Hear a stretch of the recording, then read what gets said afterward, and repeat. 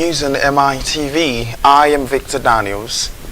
In the news, President Bola Tinubu has advanced negotiations concerning a multi-billion-dollar finance from the Islamic Development Bank management to fund the infrastructure project in Nigeria. Special advisor to the president on media, Ajuri Ngilale, who on Tuesday disclosed in a statement, said the President Bola Tinubu on Monday night in Mecca, Saudi Arabia, advanced negotiations concerning the multi-billion-dollar infrastructure finance facility from the Islamic Development Bank to fund a multi-sectoral portfolio of infrastructure projects at the federal and sub-national levels in Nigeria.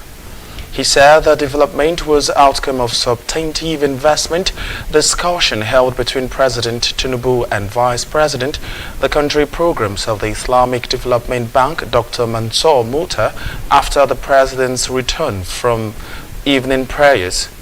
President Tinubu therefore stated that Nigeria is the candle of hope that will light the way for Africa, and once Africa is illuminated, the world will be a brighter place for all humanity. He said Nigeria is determined to create a future for our gifted youth, and investment in Nigeria will be among the world's most high-yielding. Again.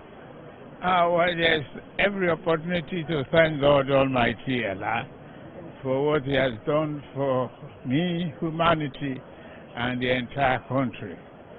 I am grateful to God for His guidance, His blessings, and His answers to my prayers and the country's prayers for good of all.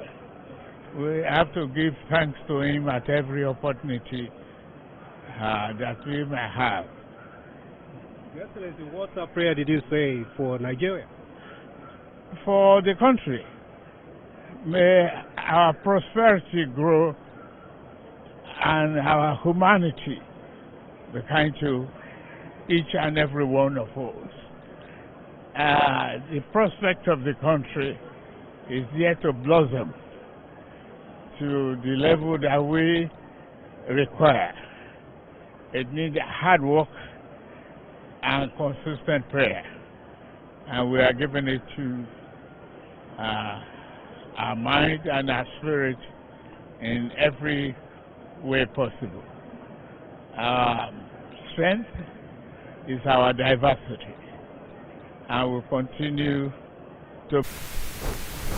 The Vice President Kashim Shettima has restated President Bola Tinubu's commitment to the Renewed Hope agenda and his administration focus on improving the socio-economic condition of Nigerians living in the most vulnerable communities in the country.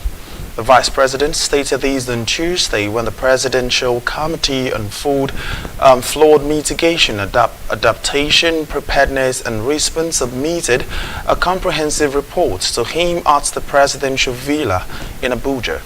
Shettima noted that the report has identified vulnerable communities prone to flooding, just as it outlined a roadmap present at roadmap with recommendations to address the issues towards improving the country's flood response.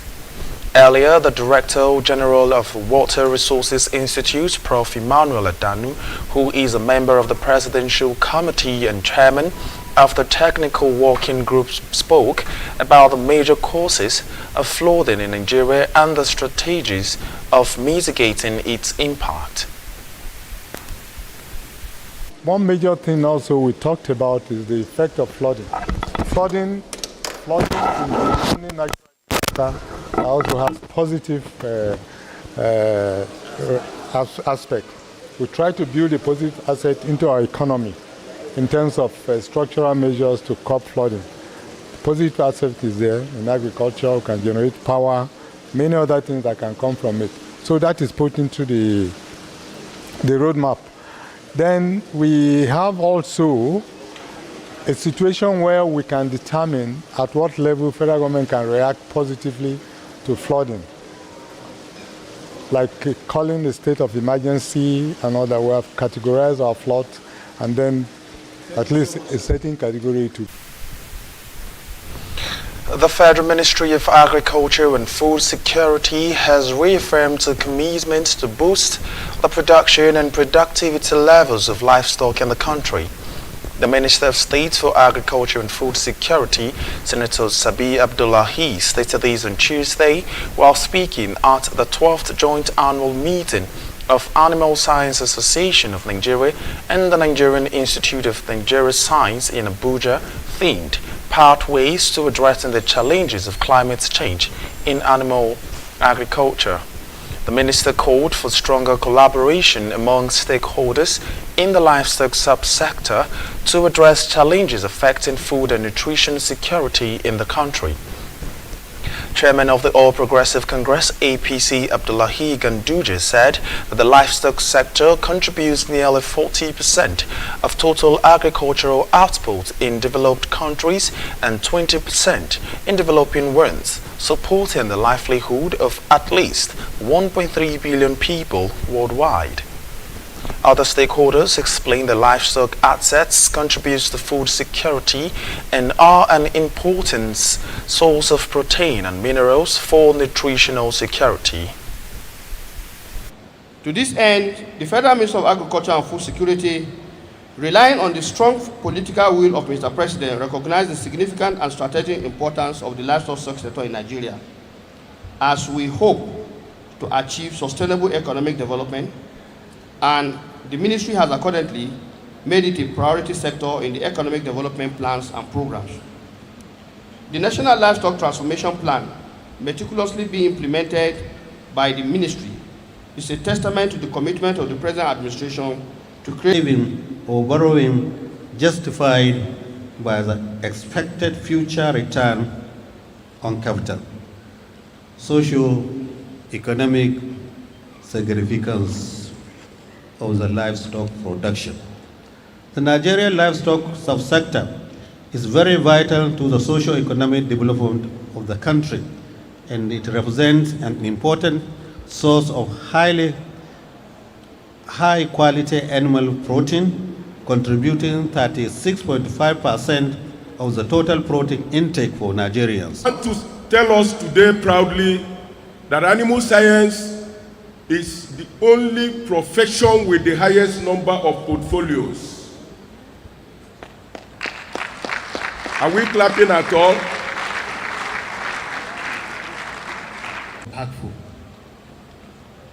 As animal scientists, we must make extra efforts towards building bridges of hope, tolerance, cooperation, and unity across our profession. This is the only way for animal agriculture to fully unleash its potential and relevance towards the economic growth of our country. House of Representatives has pledged to develop legislative initiative to grow the nation's economy, create employment, and foster development in Nigeria. Speaker of the House of Representatives Tajuddin Abbas disclosed this on Tuesday at the unveiling of the legislative agenda for the 10th Assembly. House of Representative correspondent Linda Ike report that the Speaker urged all committees to ensure that their activities are in sync with the legislative agenda, as the 8-point agenda is designed to provide necessary legislative support to the executive arm of the government. The Senate President, Godswill Akpabio, commended the House of leading the way in unveiling its legislative agenda, stating that the Senate will ensure that its own legislative agenda tallies with that of the Green Chamber. However, the Secretary to the Government of the Federation SGF, George Akume, emphasized that for any democracy to thrive, there must be a focused and forward-looking legislature. Akume noted that the agenda is an evidence of the high quality of leadership and the lower chamber, assuring the House the commitment of the executive. The agenda of the 10th House of Representatives, aptly titled The People's House, is rooted in the fundamental belief that our primary role as lawmakers is to serve the best interests of our constituents. We recognize the diverse needs and challenges currently facing our nation. Despite this, we are optimistic that together with it is a relay race run by men and women, both old and young, who sacrifice their personal interests for the common good of all. Men and women who do not think of what they can take from the country, but they are thinking of what they can give to the country for a better future. This agenda essentially represents the covenant between our people and the House. Let me begin this complete message by conveying the felicitations of His Excellency President Bola Tinubu, GCFR, to the Honorable Speaker, the leadership and members of the House of Representatives. His presence is currently pursuing the key objective of building bridges with partner nations so as to bring the 8-point agenda to reality. I similarly bring to you the one complement of the executive.